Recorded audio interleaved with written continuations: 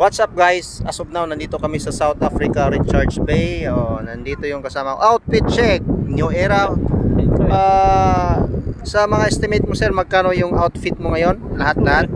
2,000 1,500 to 15,000 outfit check.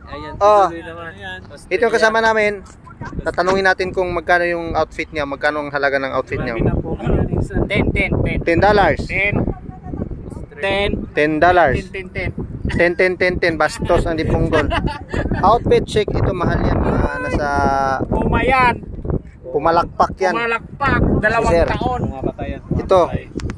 Outfit Sir, check. outfit check. Parang si ano, parang si Iron Man. Si Tony Stark. Outfit check sir. New Era. Tapos guess 30 euro. Scam.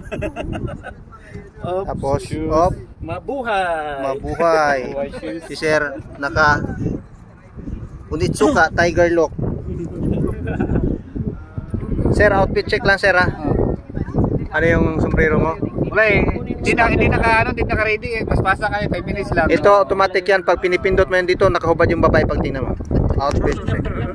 Ito may laman na 1 million. Ito mahal yung bulsa niya ito. Skechers.